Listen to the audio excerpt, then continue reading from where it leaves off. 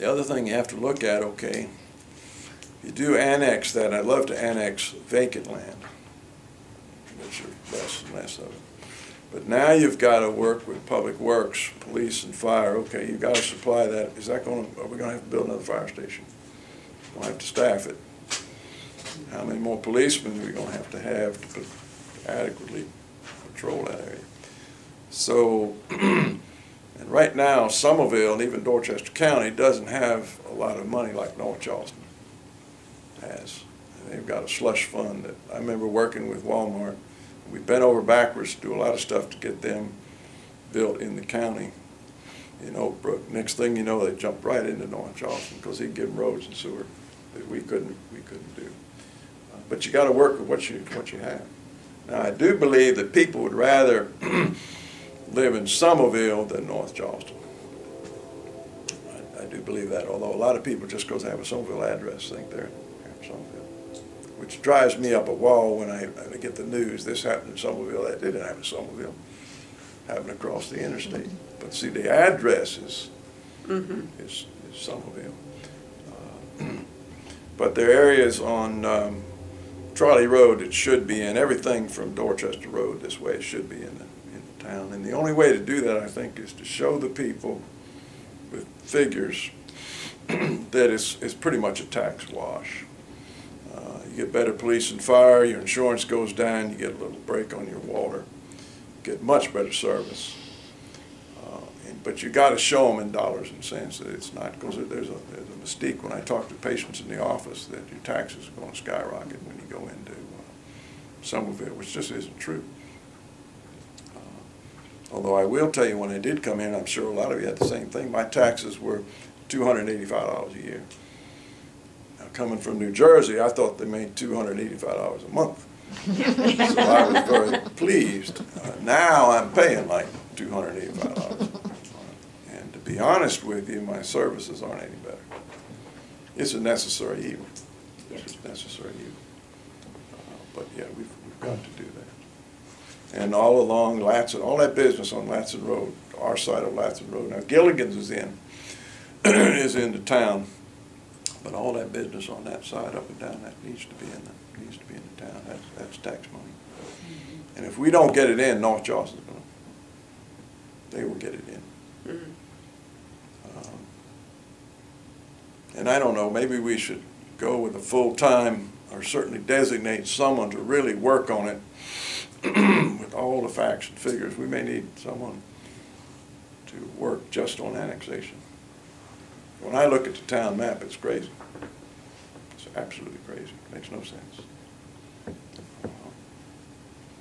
And I don't know whether it's possible to take Watson Hill, we could talk those people into unannexing from North Charleston, annex into Somerville. I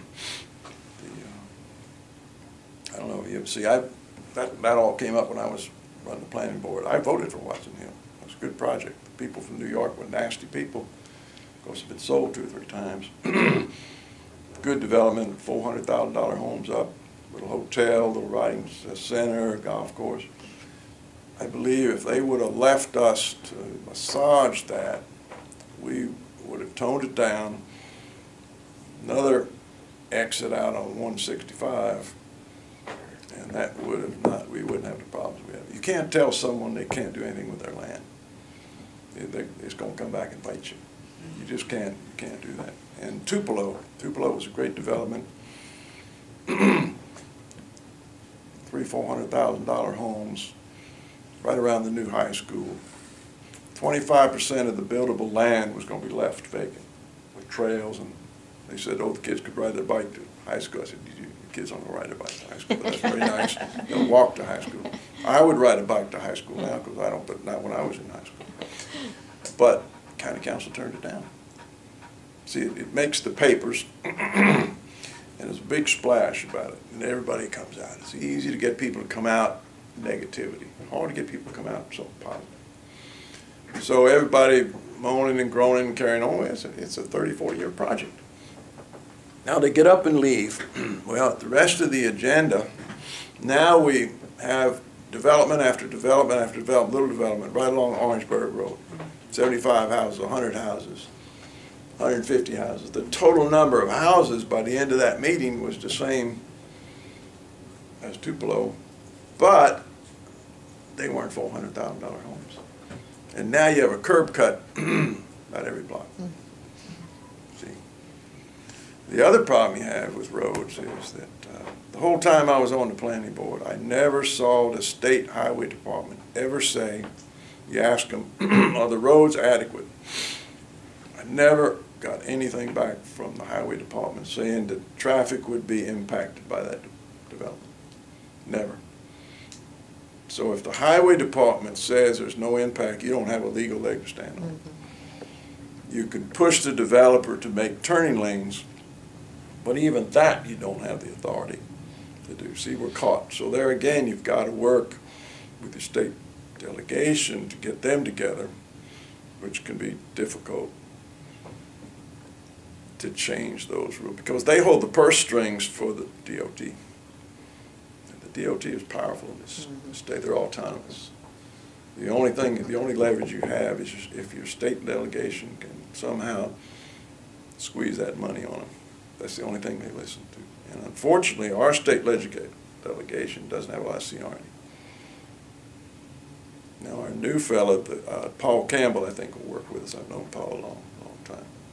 Dr. Lomax, yes. Two things I'd like to ask, if I may. First of all is, why do you want to be mayor?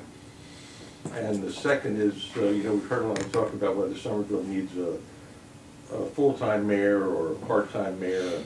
What kind of a mayor would you? Let me address your second point first. I think we need a full-time mayor. I would look at myself as an interim mayor. I'm not going to be full-time mayor. Okay? We're big enough, and we're having to play with the big boys. And so we need a strong mayor. I wouldn't push it right away. I'd push it towards the end of the first 4 years, maybe early. If I do win, I'll run it only twice. I'd put in a mayor, but you have to get council's approval, and then you have to have a referendum. Okay, I think that needs to be done, looking forward. But the other thing I would tie into that, I would want to try to put some sort of term limit, maybe 3 years, 3 terms, 4 maximum. Same for councilmen. I just think it's not a good idea to have people just in forever. Why do I want to be mayor? I've toyed on the periphery for quite a while. I'd like to be a little more active. And the way I have my practice now, I can decide I can run my own hours, which is, I practice medicine now as a hobby. I don't have to practice medicine. I haven't done emergency room for 15 years. And if you don't have to do emergency room, the practice of medicine is very delightful. I enjoy medicine. I enjoy people. I'll be like my dad. He practiced till he was in the mid-80s. Didn't do his surgery anymore, but he practiced. It's interesting because I got in late. I had to get Nadine's approval, which she was not thrilled about. I almost ran 4 years ago against Berlin. And Berlin's a patient. I love him to death. I take him to Rotary. But I felt he was just getting too old. And I felt that I, being an outsider, so to speak, because I've only been here 38 years, still an outsider, that I could, and I would discuss it with Berlin, that he would probably accept me running against him. I'm glad he didn't run this time, because I don't know as he would have won. I don't think anyone would ever campaign against him, but I think a lot of people wouldn't vote for him. He's too old, and it would have been a terrible, terrible thing to do all that time and then be defeated. So had a winner. So it took me a long time to get Nadine's permission. And at one time she told me, she said, you wouldn't have enough money to be mayor. I said, what do you mean? She said, I'll divorce you. So, anyway. But the other reason, 2 reasons she said. Number one, she said, I'm too much of a mama bear. And anybody say anything bad about my cubs, I take it personally. And in that position, you're going to get